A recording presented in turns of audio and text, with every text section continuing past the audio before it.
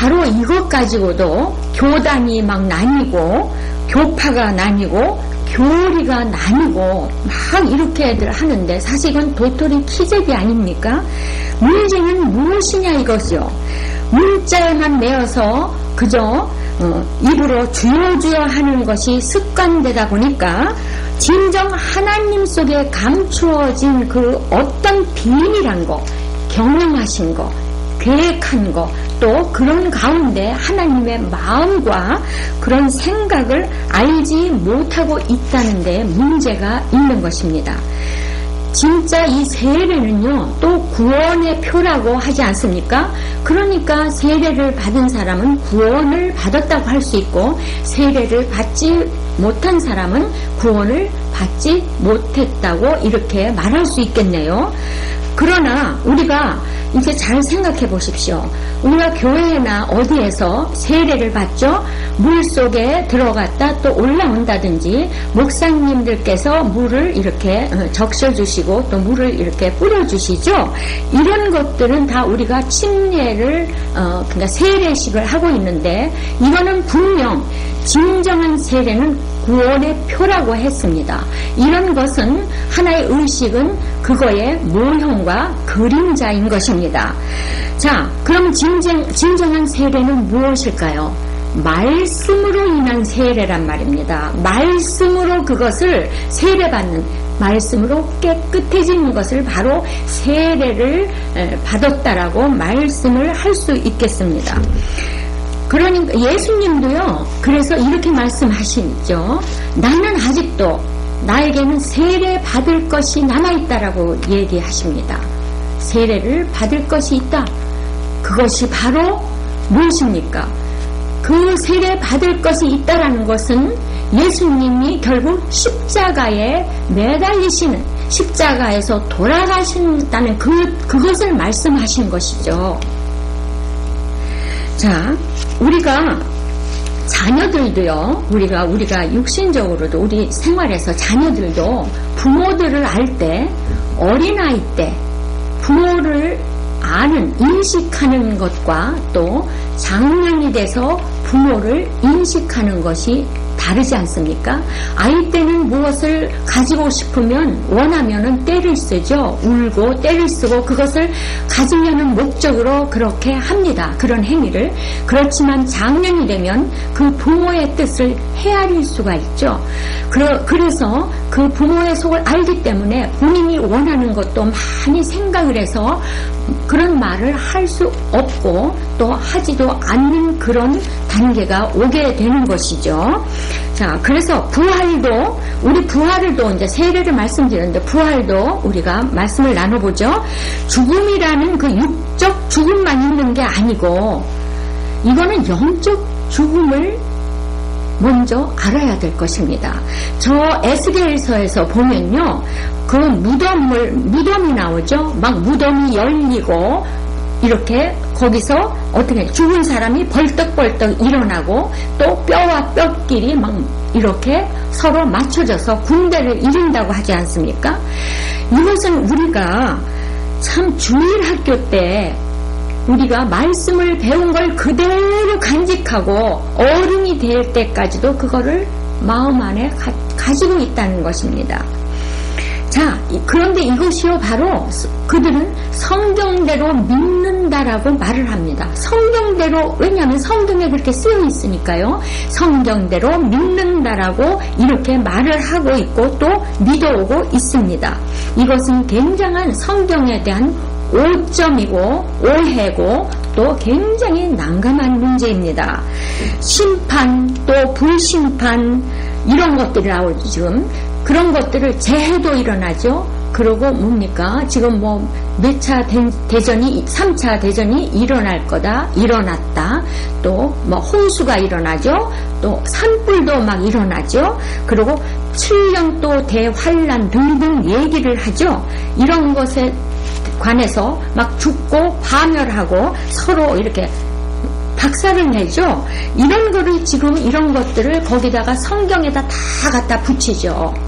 물론 우리 연약한 우리는 그렇게도 할 수 있습니다. 저 구약에 보면 그 역사에 따라서 우리가 모세가 홍해를 바다를 건너고 그런 것들 보면 역사에도 물론 그렇게 돼 있습니다만 지금 우리가 살고 있는 현 시대가 어느 시대입니까? 자, 그렇게 있는데 말씀을요 그 장성한 자가 돼서 깨닫고 보니까 불심판이 아닌 바로 진리의 말씀에 대한 심판이었다라는 것을 깨닫게 되는 것입니다. 왜 이렇게 호황되고 우습고 이렇게 몰랐던가 하는 것을 또 다시 알게 되죠. 자, 우리가 말씀을 똑똑해서 깨우칩니까? 또 똑똑하지 못해서 깨우치지 못합니까? 이거 돈이 완전한 돈이 하는 것은 사람들이 그렇게 생각하는 자기 본인의 자의적이고 열심으로만 해서 각각 그렇게 되는 것이 아니고 하나님의 정한 때에 따른 것이 있다는 것입니다. 하나님께서 말씀을 싸매고 봉하고 감추시고 그랬던 것이 그것은 하나님께서 그렇게 하셨던 것을 감추었던 것을 또 드러내주시고 봉했던 것을 또 이렇게 열어주시고 그러지 않습니까? 그렇게 해야만 우리가 깨닫는다는 것입니다. 그러니까 하나님께서 그럴 때가 있다라는 것입니다. 문제는 우리가 그때를 누가 감지하고 우리가 바로 예수님을 믿는 우리 자세가 어떻게 해야 되는가? 우리가 그런 것을 먼저 깨달아야만 진리의 말씀을 깨닫는데 우리가 입각할 수 있다는 것입니다. 그것이야말로 아버지의 뜻대로 주님 뜻대로 성경대로 그렇게 하는 것이라는 것입니다. 말씀은요 반드시 행함으로 나타날 때 아는 것과 믿음이 합쳐질 때 하나가 될 때 비로소 온전한 믿음과 주님께 순종하는 것입니다. 자, 그런데 우리가 이게 얼마나 어렵습니까? 정말 어렵죠? 히브리서에도 보면은요 6장에 보면 분명히 말씀하십니다. 하나님께서 허락하시면 우리가 이것을 하리라 이렇게 말씀하고 계십니다. 이것이 인력으로 되는 일이 아니라는 것입니다. 초보에서 완전한 것으로 나아간다는 것은 이것이 하나의 영적인 성장을 말한다는 것입니다. 영적인 성장을 말한다는 것입니다.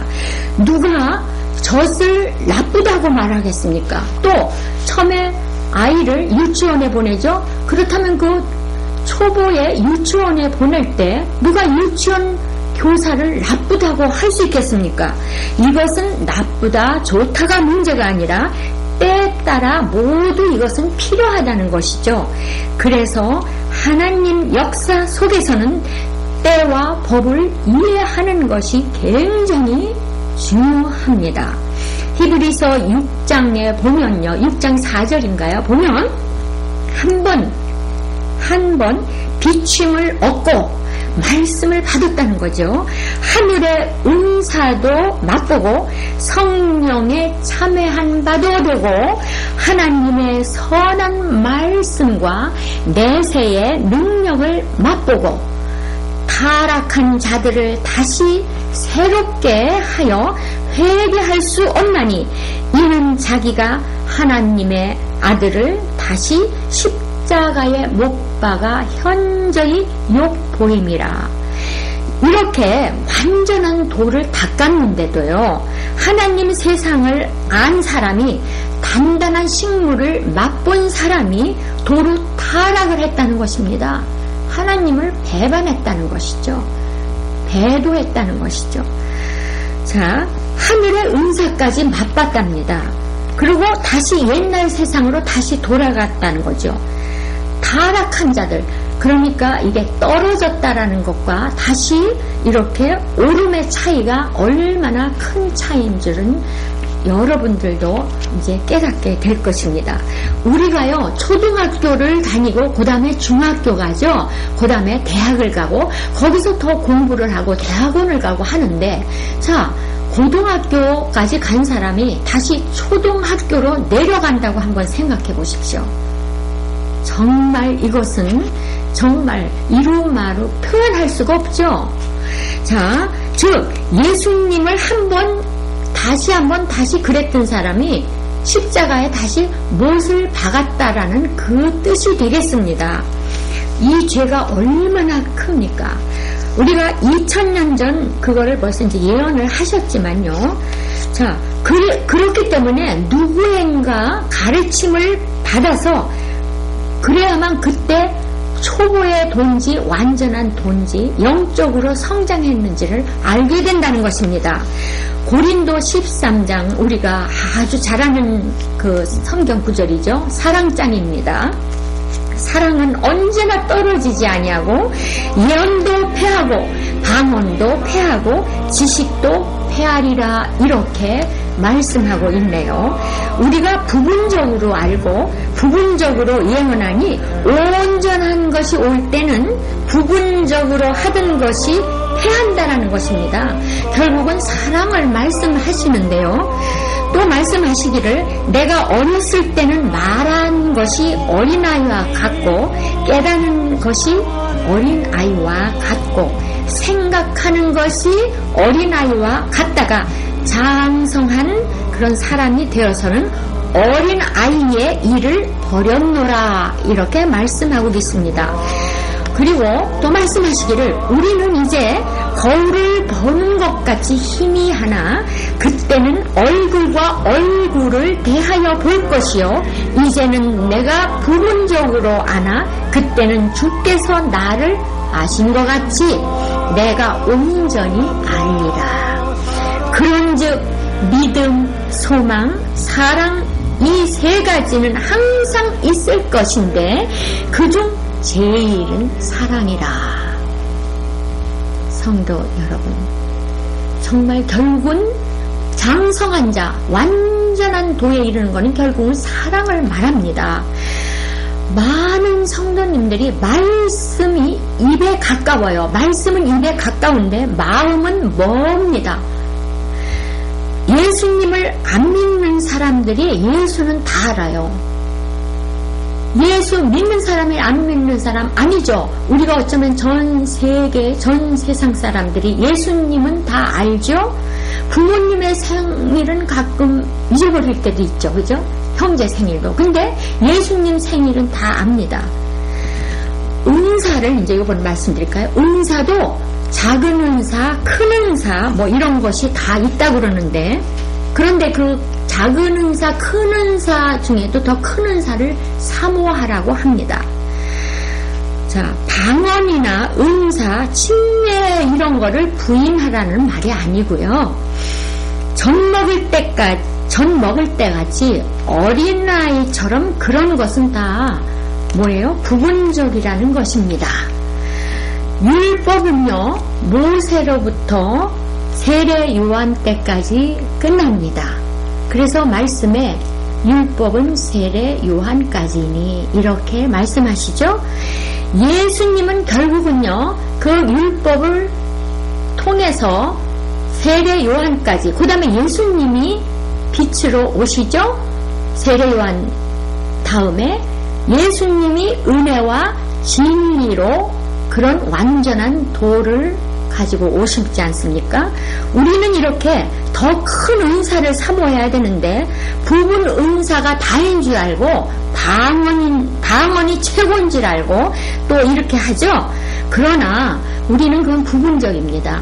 성령의 진리의 성령을 통해서 진리 가운데서 맛보게 되는 것을 꼭 여러 성도님들은 명심해야 될 것입니다. 자, 이것을 가지고 이제 좀 더 말씀을 우리가 요즘 모든 기독교계에 많이 이런 말씀이 오고 가죠. 사입이, 저 교회는 사입이 이단 교회다. 우리 교회가 정통이다. 아니다. 응? 너희들이 사입이 정통이니 사입이니 그렇게 하지 말라. 우리만이 정통인 교회다. 이렇게 하는 말을 많이 듣곤 합니다. 자, 여러분들 사입이란 뭡니까? 이단. 말씀 그대로 풀어보면은 비슷한 거 같은데 아닌 것을 사입이라고 하죠. 이단은 같은데 결국 끝이 다르다는 겁니다. 자, 끝이 달라요. 시작과 끝이 다르다는 겁니다. 이것은 뭐냐면은 사이빙이 이단이 하는 거는 성경을